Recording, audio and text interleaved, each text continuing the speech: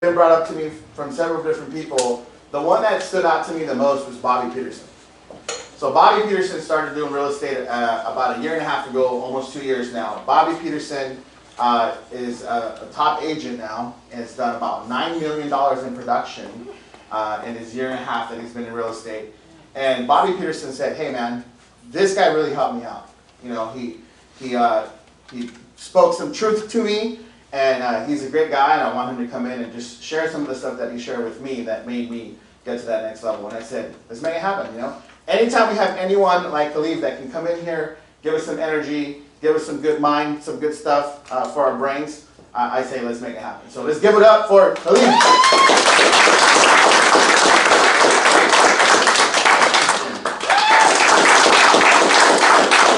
Well, hello, my name is Caliph Assagai. I am a motivational speaker and life coach here in Sacramento. And I'm really happy, I'm really happy to be here with you all today. Partially because of Bobby Peterson and also because of my cousin Kelly Pleasant here, who said so many good things about your company. And so I always want to come out and support people who are working to grow themselves, people who are working to grow their businesses, and people who are working to make a difference in the world. So my path to this place started at UC Davis when I ran for president of the United States. President. I did not win. I didn't win. I was close. President of the Associated Students.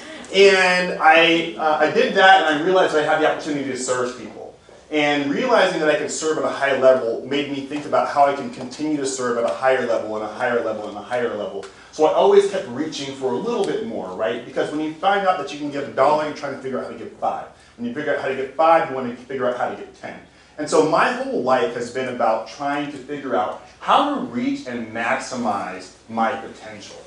And in finding that, and in going through that process, what I did was I moved from government service to law school at UCLA to nonprofit service. And I just ended up in this place where I felt like, you know, I have a lot more to give. And my current position doesn't allow me to give as much as I'd like to give. I got hired at this organization called the National Alliance on Mental Illness. So I was their policy director, and I came in at a level just below the executive director. And by the time I got there, I was already above everybody else, just below 2 people whose jobs I didn't want. And so I felt kind of trapped. So I started to do my work and give as much as I could, and I just couldn't use all my skills there. So my 75% effort was like 110% of what they expected. And I thought about that. I said, you know, it's easy to just cruise, right? Like, you could just cruise through life, 75%, and get a little money and be good. I said, but that's not what I want. I want to be at my highest level. I want to be at 100% all the time. I want to know that I'm giving everything that I have to give all the time. So let me ask you, do you think in your life that you have the potential to give a little bit more? Yes. Yeah. Okay, I didn't say this. Okay, let me back up. Okay, hands up. Do you believe in your life that you have the potential to give a little more? Yes. All right, great. Yes. Fantastic. Yes, we all do, because potential is not something that's limited, it's something that's unlimited. And every time you reach the next level, it's just a new beginning. Because now you know, oh, I've reached my dream, I've reached my goal. Where do I go from here? Answer, always up. The answer is always up. It's always about giving more and growing more. And so in my path, I decided that I wanted to go out and do something that scared me. And I started my own business. I went out for a contract to represent the California Public Defenders Association. Now, I had worked as a public defender in law school. And I don't know if you know, they don't make a lot of money, right? They're like at the bottom. But you know, I really cared about that population that they were serving, so I really wanted to serve them. But when I came out of law school, there were no jobs. So when I saw this opportunity, I said, well, you know, I've got a job, but I'm not doing the most. Let me see if I can at least serve a population that I've been working for throughout my entire life. So I went out for this contract for an interview, and I was up against other lobbying firms. So lobbying basically are individuals who influence public policy through meeting with public officials, elected officials, and legislative staff. And so I went out there and I said, you know, I really want to try and do this, but I didn't really know where to begin. But I figured, hey, let me just throw my hat in the ring, see what happens.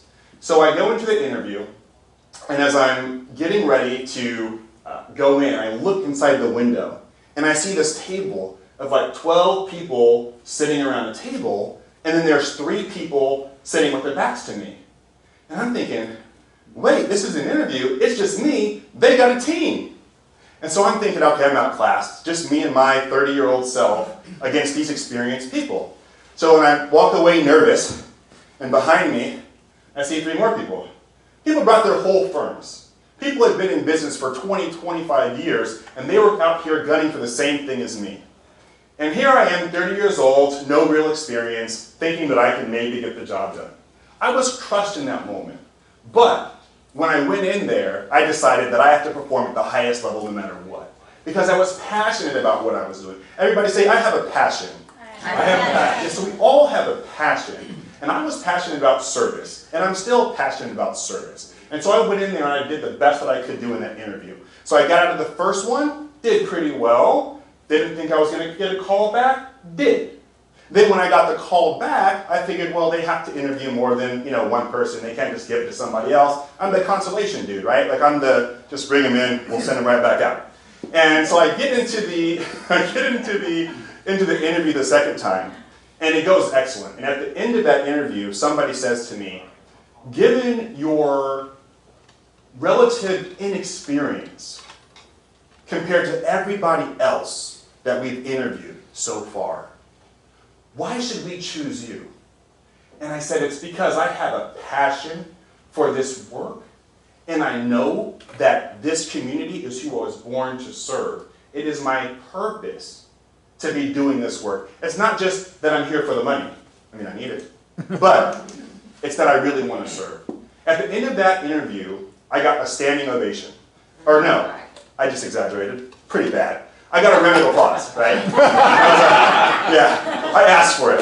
So I got a round of applause, and I figured, okay, that's a consolation prize. We're going to clap for this young guy and kick him out of here again. No confidence. After that, I got the contract, and which was fantastic. And I had to make a decision really quickly. Keep my job making like roughly $60,000, or take this contract, which was going to pay me $4,500 a month, but give me an opportunity to grow and give me an opportunity to give more. So I took that contract and started on my own business. And in the next 6 months, I built my business from $4,500 a month to $15,000 a month just through raw effort, going out, reaching out to people. Now to me, that was a lot of money. First time I ever made 180, I was like, this is amazing, how did I do this? And I realized it was really just my commitment to service that allowed me to do that. And so what I want to talk to you about today is reaching your maximum potential and reaching your highest capacity for service. So I want you all to repeat after me. Everybody say, I have a purpose. I have a purpose. I'm here for service. I'm here for service. I've got skills. I've got skills. And I'm excellent. And I'm excellent. So this is what I say to myself like pretty much every morning. Because I have to remind myself that if I always follow these 4 things, if I always live my life that way, I'll always be reaching for something a little bit more. And so when I wake up in the morning, I'm thinking about not just, what I'm going to do that day, but my ultimate purpose. And I think it's really important for everybody to be rooted in their purpose with whatever they're doing. So everybody say, I have a purpose. I have a purpose. We all have a reason that we were born on this earth. We all have something special to give. You, as an individual, have something unique that nobody else has. And that if you do that, only you can do it to the level of impact that it was meant to have on this world. It's special to you. Each of us has something that we're trying to give. And so I work with a lot of young people, and I say, hey, you got to live your life on purpose, you got to find purpose. And they say, well, how do I find my purpose? Who here is very clear on their purpose? Hands up. Okay. Not everybody? Awesome. Because if you all raise your hands, I would be sunk, right? Like, just give up right now. So here's how I help people find their purpose. I didn't think about what my life purpose was. I started to think about what's my life service, right? Who am I here to serve and how? Because your purpose is always going to be about service. We were not born to go through this life alone, and we were not born to do only for ourselves. We were born to contribute. We are part of one body, one human race, one family. And it only works if we all work in the situation and give what we have to give. That special and unique thing. And I know this because there's a lot of things that I don't want to do, right? But what I do want to do is help people reach their maximum potential. But I'm thankful for somebody who's doing something I'd never consider. I was watching Netflix. Anybody here Netflix fans? Watch a lot of Netflix? So I was watching this documentary, and there's a lady whose whole life is committed to saving the bee. Now I see bees. I've been stung by bees. I don't care for bees. I like honey. But I'm not going to make my entire life trying to save the bee, right? But this woman's entire life is dedicated to this insect. Why? Because that insect pollinates the food and the crops that we all need to live. I'm not trying to do that, right? But her life service, even saving this one small insect, is something that's going to impact the entire world. Now that's an easy example. But everything that you do is ultimately going to impact the entire world. And so you've got to say, if you want to reach your highest potential, you've got to ask yourself, what's your life service? And then, who do I want to help and how? And then live every day seeking that goal. Earlier, Rico talked about the millionaire real estate agents. How many millionaire real estate agents we got in the room right now? Dope. All right, good. One. How many people want to be a millionaire real estate agent that we have in the room right now? Okay, awesome. Hopefully everybody in real estate. Okay, great. So what if I told you, if I said you're required to make that happen in the next 6 months? Could you do it? Okay, you can't. You already know. You're a no. Bragging. I know them, they can do it. Yeah, you know them, and they can do it. And that's exactly right. But the question is, why? Because if it's just about the money, it's really not worth it. But if I told you, hey, listen, in the next 6 months, if you become a millionaire real estate agent, every kid in the world will have all the food they need forever. If I told you that that was the case, if I told you that we could eradicate poverty if in the next 6 months you became a millionaire real estate agent, we can help whoever it is that you want to help in the biggest way possible if you become a millionaire real estate agent. Would you try and get it done in 6 months? Yeah. Would you put your effort forth? Yes. And do you think you could do it? Yeah. Yeah. All of a sudden, 6 months doesn't sound so bad. And so the point is that you've got to be working for something higher. You've got to be working for something bigger. Because working for yourself is never going to cut it. Working for the world is what will bring the most out of you. So everybody say, I have a purpose. I have a purpose. That's right. So, you have a purpose, and how do you get to reaching that purpose? It's through service. And like I said, I've been committed to service and also to sweating for some time. And my life has been all about trying to help others. But I didn't realize when I was thinking about the positions that I was in, that I was actually selling myself short in some situations. Because ultimately, when I was looking for a new opportunity, looking for a new growth, I was in it for me. I wanted to just figure, how can I make some more money? Thank you, Rico. How can I make some more money? Am I the only one who's hot in here? Because this is weird. I get hot up there too. But I think Okay, it's not yeah. everything in This coat, I would take it off, but I don't want to embarrass, nobody. Guys. Just kidding. Not that impressive, but they're pretty good. All right, let me just kidding. Okay? So, thank you. Yeah, and so in this situation, I said to myself, well, I really just want to make some more money. But what I didn't realize is that we're compensated for the service that we provide to the world. And so instead of thinking about how much we can make, we've got to think about how much we can give, how much we can possibly serve. Because the more people you serve, the greater income that you're going to have in this world. But you've got to put the service first. And a great example of that is Bill Gates. Bill Gates just wanted to make the personal computer more operable and prevalent throughout the world. I don't think he knew when he decided in his garage to start his business that he was one day going to be the richest man in the world.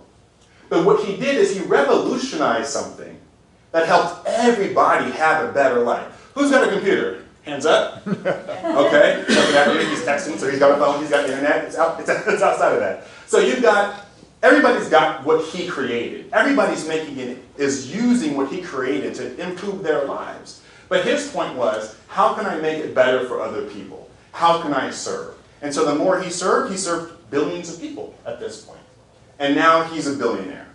And so when we're going out and doing our business, whatever it is, it's all about giving the most that we can possibly give. And when you give the most you can possibly give, you'll receive the most you can possibly receive. And that is how you start to live out your life purpose, is by putting everything you have into giving. And it's important to remember that your compensation will not always come from those who you serve, but it will come to you. It might be that you do a deal that doesn't make you that much money, and you do 5 of those deals, but then suddenly somebody brings somebody to you that helps you make a lot more and grow your business because they say, you know what, this person genuinely helped me. She served me to such a high level that I just want to help her get to her next level, and therefore I'm bringing her a ton of business. Never say no if you know you can make a difference. Never say no if you know you can make a difference. So everybody say, I'm here for service. I'm here for service. And so, how do you serve at the highest level? That's the question, because it's like there's all these different ways to serve, right? You can volunteer at school, you can sell more homes, there's all these different ways to serve. So what's important is to know what's the way that you can serve to your highest ability. So everybody say, I've got skills. I've got skills. Yes, yeah you do. And so your skill set is something that's innate and that was given directly to you and only you. And everybody has some unique skill that if they hone it, they can be the best in the world. Who here is the best in the world at anything right now? Oh, this dude? I don't know what it is, but it's something else. All right, good. Awesome. Yeah, it's really important to know that you can be the best in the world at something. Why? Because there's only one you. There's only one person who has a unique skill set and experiences that you have. And so it's about identifying that skill set and identifying the #1 skill that you need to develop to take yourself and your life to the next level, but more importantly, to serve at a higher level. So for me, that was public speaking. I had been doing politics and that kind of thing for a long time, but when I was starting my business, I listened to motivational videos all day long. And Les Brown told this story. He said there was a baseball team at the bottom of the league, and they got a new owner. And the new owner went to the pitcher, and he said, hey, what's your best pitch? And so the pitcher said, well, I've got a good fastball, I've got a good slider, I've got a good curve, and he went on and on about his pitches. And he said, no, but what's your best pitch? He said, my best pitch? It's got to be my fastball. He said, all right, just develop your fastball, and that's it. The next year, that team went to the World Series. The point is, everybody's got a fastball, something that if they put all of their effort into, it will take them wherever they want to go, beyond their wildest dreams, because they'll be the best in the world at it. And all of you have that right now. Everybody say again, I've got skills. I've got skills. You gotta say it with a little bit of swag though, like I got skills. That's right, because you do. Everybody has something unique. And you look at the people who have been successful in life at a really high level. Take, for example, Michael Jordan. What separates Michael Jordan from other players was his work ethic. After every season, Michael Jordan would watch videos, and figure out what is the one thing that if I improved it, it would take me to the next level. So one off season, it was just his left hand. Another off season, it was just strength training. But every season, he looked back and said, how can I get better?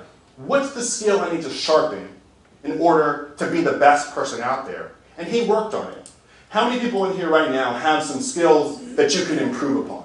Yeah, come on. Fantastic. Everybody, right? How many people are putting everything they've got into improving those skills right now? Couple. Awesome.